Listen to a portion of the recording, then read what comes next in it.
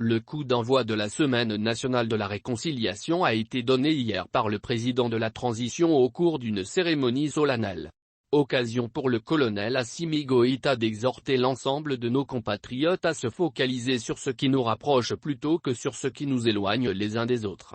Il a appelé aussi à panser les plaies, malheureusement causées par l'incompréhension et prévenir d'autres blessures. C'est parti pour la première édition de la Semaine nationale de la réconciliation, SENAR.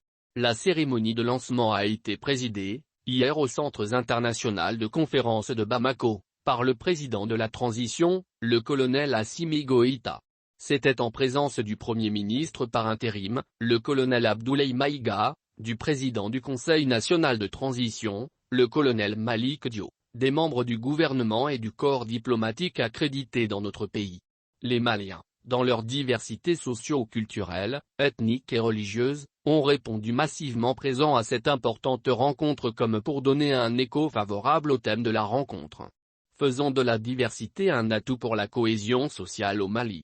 La semaine, allant du 15 au 21 septembre prochain, a pour objectif de mobiliser tous les fils du pays de l'intérieur comme de l'extérieur autour des idéaux de paix, de tolérance, de cohésion, de pardon, de vivre ensemble, de réconciliation et de devoir d'assistance mutuelle pour la stabilité de la nation.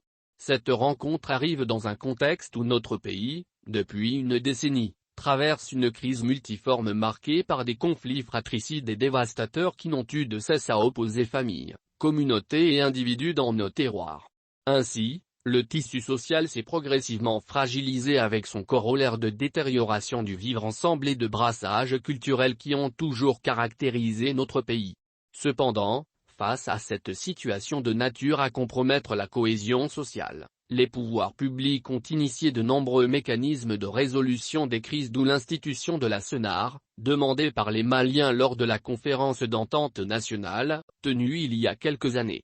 Cette semaine participe d'un esprit de promotion des valeurs fondatrices de notre vie sociale, notamment la solidarité, l'humilité et le pardon. Le président de la transition s'est dit convaincu que les fils du pays mettront à profit cette opportunité pour panser les plaies, malheureusement causées par l'incompréhension, et prévenir d'autres blessures. C'est pourquoi, le colonel Assimi Goïta a invité l'ensemble du peuple malien à développer l'esprit de pardon et de réconciliation en se focalisant sur ce qui nous rapproche plutôt que sur ce qui nous éloigne les uns des autres. Par les temps qui courent, le Mali a fortement besoin de cela.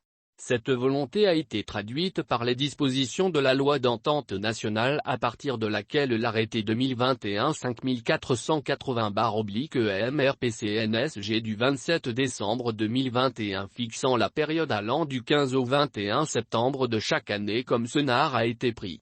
Pour le président Goïta, en promouvant le dialogue sincère, facteur de pardon et de cohésion, nous ne faisons que revenir aux valeurs fondamentales que nous ont léguées nos aïeux. Cela est d'autant plus important que les différentes initiatives prises par les autorités de la transition s'inscrivent dans la droite ligne de la préservation des fondements de notre nation, mise à rude épreuve par les réalités du moment. En organisant cette semaine, les autorités de la transition donnent un écho favorable à une volonté du peuple malien dont la finalité est de trouver des solutions endogènes aux problèmes nationaux. Face à la flambée de la violence sur fond d'actions malsaines orchestrées par des aventuriers et décidés à compromettre, par la discorde, la stabilité de notre pays, le chef de l'État a exhorté le département en charge de la réconciliation à envisager des solutions innovantes, à même d'obtenir l'adhésion des communautés, le plus souvent instrumentalisées dans des conflits dont elles ignorent les vraies raisons.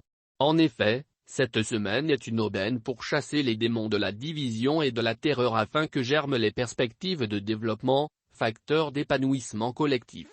Le colonel Assimi Goïta a, en outre, encouragé le département à poursuivre avec abnégation les actions prévues dans la stratégie nationale de la réconciliation et son schéma directeur. Je suis sûr que la dynamique engagée depuis le début de cette transition viendra à bout des forces du mal, a exprimé le président de la transition, avant de lancer un appel solennel au mouvement signataire de l'accord pour la paix et la réconciliation. En ces termes, le temps est venu de passer à l'union sacrée pour une nation et une armée refondée et bâtie sur la volonté commune de ses fils.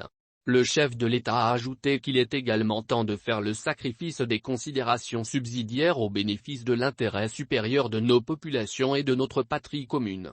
Toutefois, il a affirmé ne pas douter de leur volonté d'apporter leur contribution à l'édification de la nation, résolument engagé dans une dynamique de refondation. Le colonel Assimi Goïta a fondé un grand espoir sur la participation massive de tous les Maliens aux activités de la semaine. De son côté, le ministre de la Réconciliation, de la Paix et de la Cohésion nationale, chargé de l'accord pour la paix et la réconciliation nationale, a indiqué que la préservation de la paix doit être notre quotidien.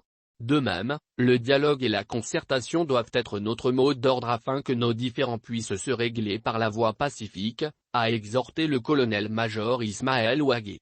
D'où le lancement de cette rencontre, a-t-il précisé, avant d'inviter l'ensemble de nos compatriotes à une mobilisation et une forte implication pour la promotion du pardon, de la tolérance et de la paix entre Maliens.